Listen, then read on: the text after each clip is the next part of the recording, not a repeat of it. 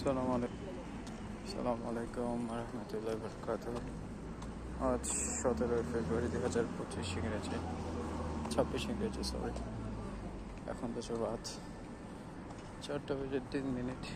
তো as usually করে যেভাবে ডিউটি শেষ হয় সব কিছু শেষ করে এখন আস্তে আস্তে রুমের দিকে এগিয়ে যাচ্ছি। তো আর আজকে হচ্ছে 17 তারিখ। আজকে রমজানের শেষ দিন। আজকে হচ্ছে শেষ দিন, খাওয়া দাওয়া করার। কালকে থেকে রোজা স্টার্ট করতে হবে। তো সব কিছু খুবই দ্রুত হয়ে যাচ্ছে এখন। তো কালকে 18 তারিখ থেকে রমজান শুরু। সবাইকে জানাই রমজানুল মোবারক। সফলভাবে সবাই যেন রোজা থাকতে পারি, আল্লাহ পাকের ইবাদত করতে পারি ভালোভাবে, সেই জন্য সবাইকে দোয়া করছি। আর তাছাড়া তো দেখতে দেখতে অনেক দিন হয়ে গেল এখানে আসছি। আজকে 3 মাস রানিং, 3.5 মাস হয়ে যাচ্ছে কোন দিকে। তবে ইদানিং আমি বেশি ইমোশনাল হয়ে যাই, আগের কথাগুলো বেশি মনে পড়ে। যখন প্রচুর পরিমাণে কাজের চাপে থাকি, যখন খুবই প্রেশারের মধ্যে থাকি, মনটা তখন আসলে ছন্নছাড়া হয়ে যায়, অন্যদিকে তখন চলে যায়। তখন চিন্তা করি যে কি আমার আগের দিনগুলোর কথা। আজকে থেকে 8-10 বছর, 10-12 বছর আগের কথা। 2014, 2015, 16, 17, 18 এই সমস্ত দিনগুলো। তবে ইদানিং আমার আত্মীয় স্বজন, পাড়া প্রতিবেশীর মধ্যে অনেক মানুষ আছেন, খুবই কাছে মানুষ ছিলেন, যারা পরলোকে চলে গিয়েছেন, ইহকাল ত্যাগ করেছেন। ওদেরকে আসলে খুবই মিস করি। বিশেষ করে আমার দাদি, আমার নানি, আমার প্রিয় আব্বাজান, আমার মামা সহ আমার মামি, অনেকে। এই সমস্ত মানুষগুলো আসলে যখন দুনিয়াতে ছিল খুবই আন্তরিক ছিল আমাদের সাথে। তবে আমি বিভিন্ন সময় বিভিন্ন মনের দাম্ভিকতার কারণে, নিজের অহংকার বোধের কারণে অনেক সময় এই সমস্ত মানুষগুলোকে কষ্ট দিয়েছিলাম।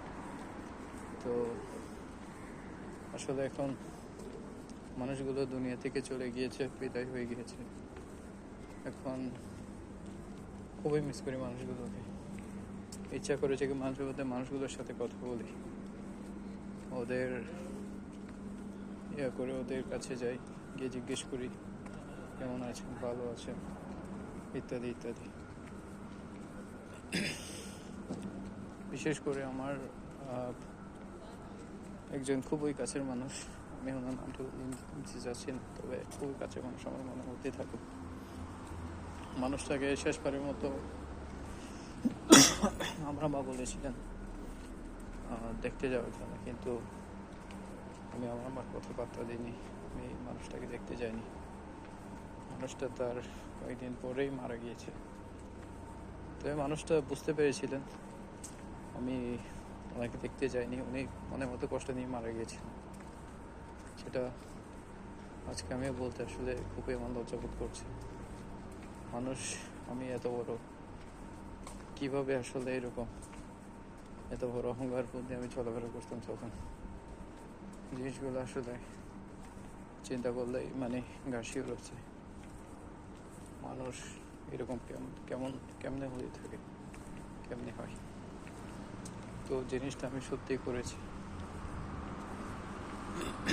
তাছাড়া আমার আরেকজন খুবই কাছের মানুষ ছিল, উনি জীবিত থাকালীন অবস্থায় আমাকে খুবই আদর করতো, পছন্দ করতো। বাট আমি ওনার গুরুত্ববোধটা দিতে পারিনি, ওনাকে ওনার প্রাপ্য সম্মানটা আমি দিতে পারিনি, যার কারণে উনিও দুনিয়াতে ছেড়ে চলে গিয়েছেন আজকে 5 বছর গিয়ে 6 বছর। তো আল্লাহ পাক সবাইকে জান্নাতবাসী করুক, সেটা আর কি। তবে একদিন সবাইকে আসলে এভাবে করে করে চলে যেতে হবে।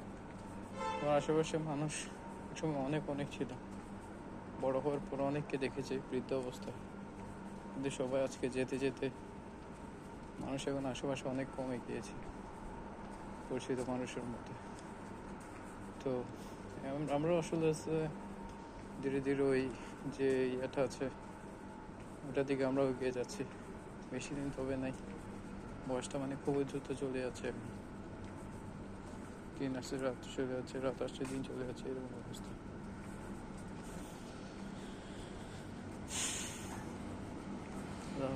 সবাইকে বোঝার তৌফিক দান করুন।